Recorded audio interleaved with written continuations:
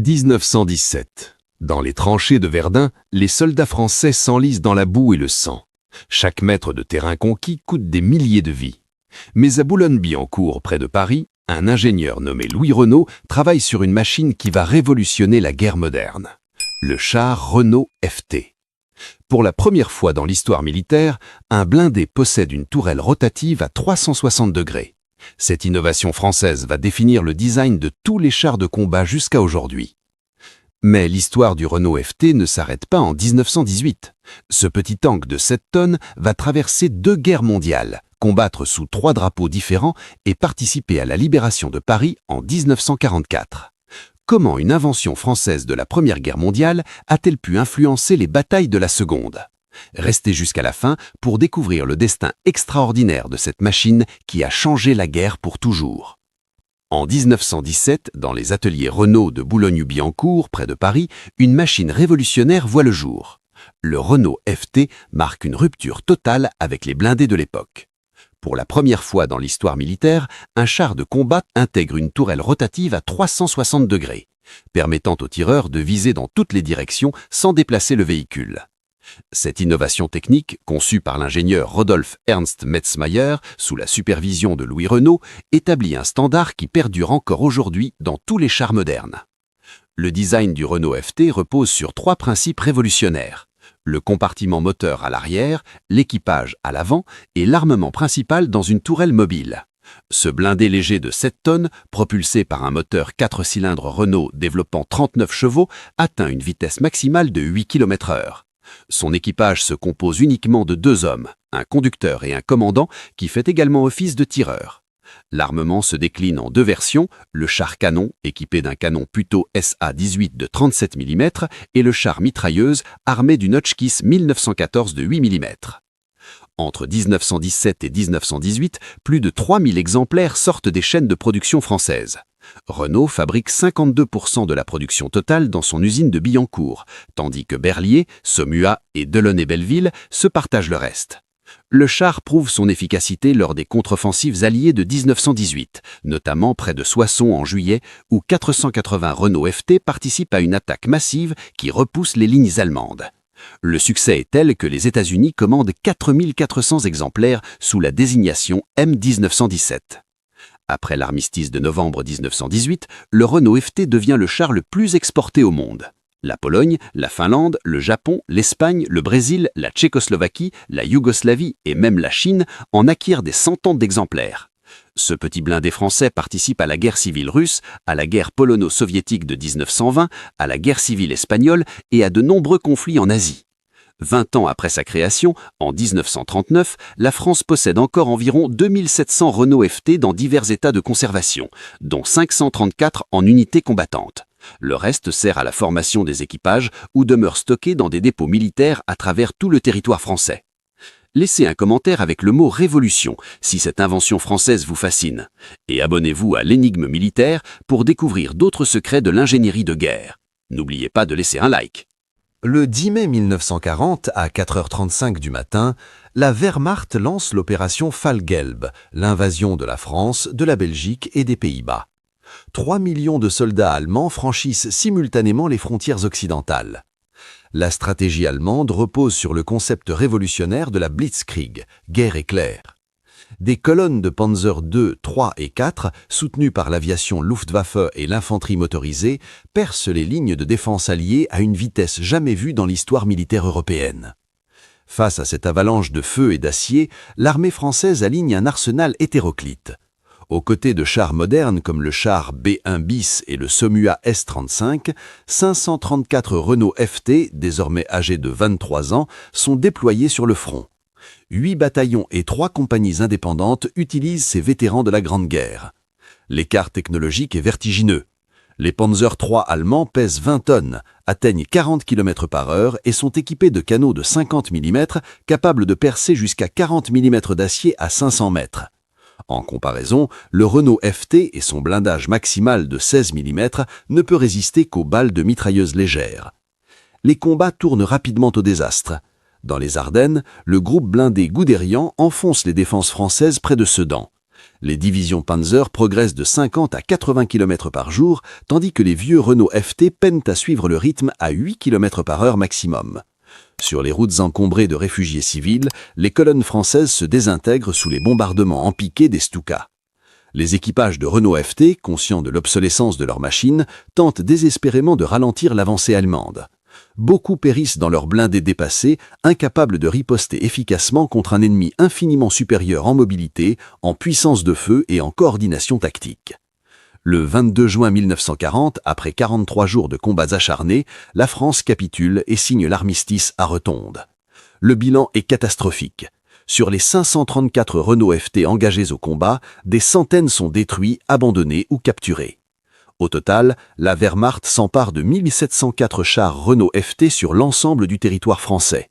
Ces machines, témoins d'une époque révolue, deviennent des trophées de guerre pour l'armée du Troisième Reich. Peints en Feldgrau avec la croix noire allemande, ils sont sur le point de connaître une seconde carrière sous un drapeau ennemi. Après la chute de la France, l'Oberkommando der Wehrmacht, le haut commandement allemand, évalue méthodiquement le matériel capturé.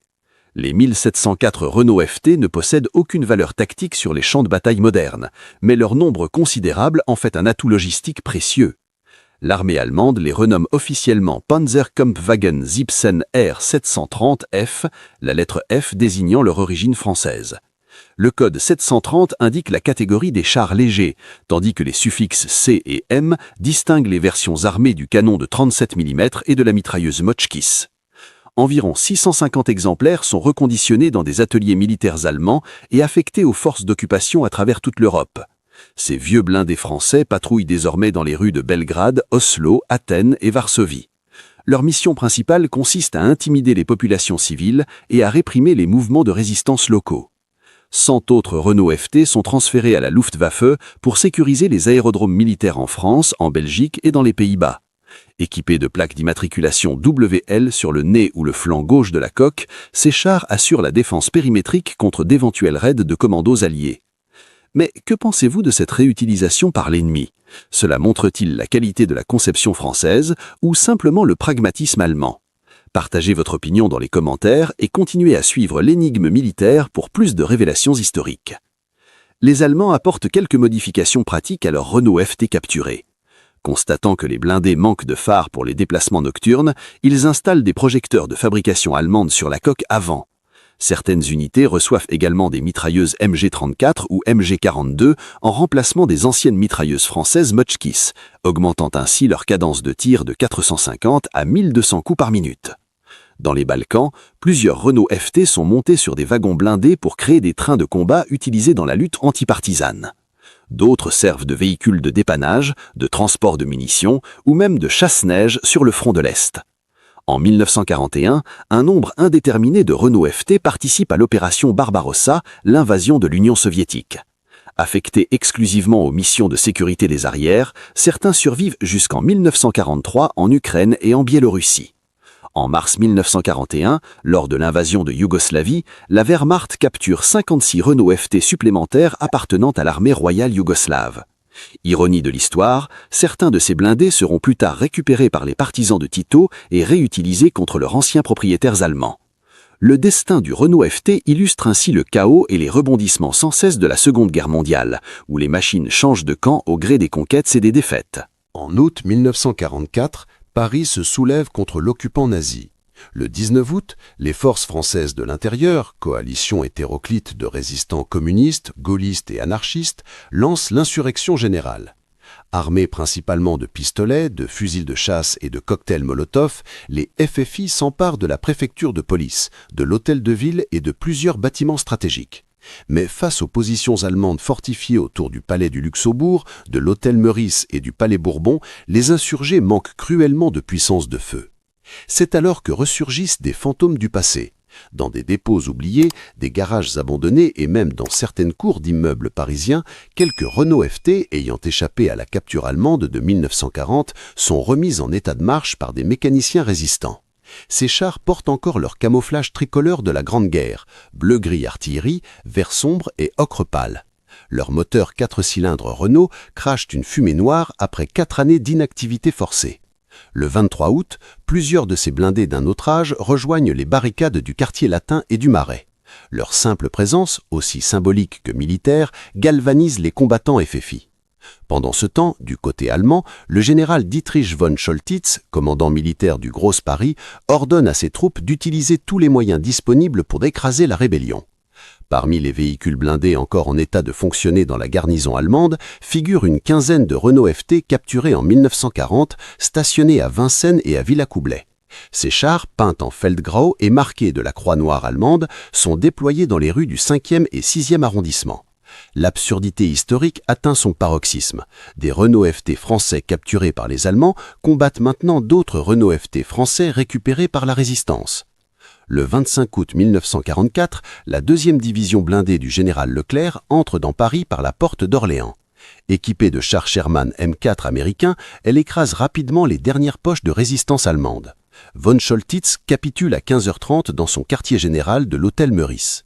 Les vieux Renault FT, qu'ils soient aux mains des FFI ou des Allemands, ne jouent finalement qu'un rôle anecdotique dans la libération de la capitale. Pourtant, leur présence dans les combats de rue symbolise la continuité de la résistance française à travers 2 guerres mondiales. Ces machines, nées en 1917 pour vaincre l'Allemagne impériale, participent une dernière fois, 27 ans plus tard, à la défaite du Troisième Reich. Le 8 mai 1945, à Prague, alors que l'Allemagne nazie signe sa capitulation sans condition, un dernier Renault FT français entre dans l'histoire. Des éléments de la Waffen-SS du Kampfverband Wallenstein improvisent un train blindé comprenant 3 chars pour réprimer l'insurrection tchèque qui a éclaté dans la capitale. Parmi ces blindés figure un Renault FT capturé 8 ans plus tôt en Tchécoslovaquie. Les insurgés tchèques, armés de grenades et de cocktails Molotov, parviennent à immobiliser le vieux char français. Quelques heures plus tard, l'armée rouge entre dans Prague. Ce Renault FT devient ainsi l'un des derniers véhicules blindés détruits en combat pendant la Seconde Guerre mondiale en Europe. Au total, le Renault FT aura combattu pendant 33 ans, de 1917 à 1945, traversant 2 guerres mondiales et une douzaine de conflits régionaux. Son influence sur l'architecture des blindés modernes reste incontestable. Le concept fondamental qu'il a inauguré, moteur à l'arrière, équipage à l'avant, armement principal dans une tourelle rotative, définit encore aujourd'hui la configuration de tous les chars de bataille principaux, du M1 Abrams américain au Leclerc français en passant par le T-90 russe et le Léopard 2 allemand. Cette disposition optimise la protection de l'équipage, facilite la maintenance du moteur et maximise l'efficacité du tir. Sur le plan stratégique, le Renault FT a prouvé qu'un blindé léger, produit en masse et déployé en grand nombre, peut constituer une force décisive. Cette philosophie influencera directement le développement des chars soviétiques T-34 et des Shermans américains pendant la Seconde Guerre mondiale. Le concept de la guerre mécanisée moderne, avec ses colonnes de blindés rapides soutenues par l'infanterie motorisée et l'aviation, trouve ses racines dans les offensives françaises de 1918, où les Renault FT ont démontré leur potentiel révolutionnaire.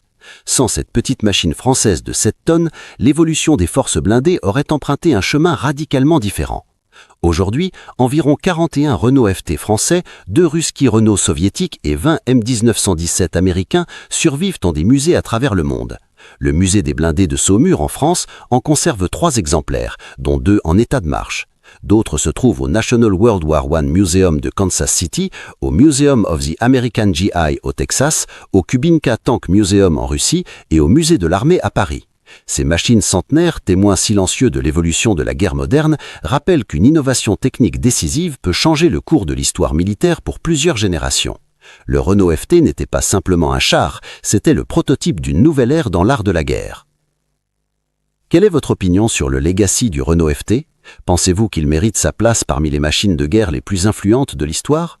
Partagez vos réflexions dans les commentaires. Et si vous avez apprécié ce voyage historique, abonnez-vous à l'Énigme militaire pour découvrir d'autres secrets militaires qui ont changé le monde. La prochaine vidéo révélera une autre innovation française que vous ne connaissez probablement pas.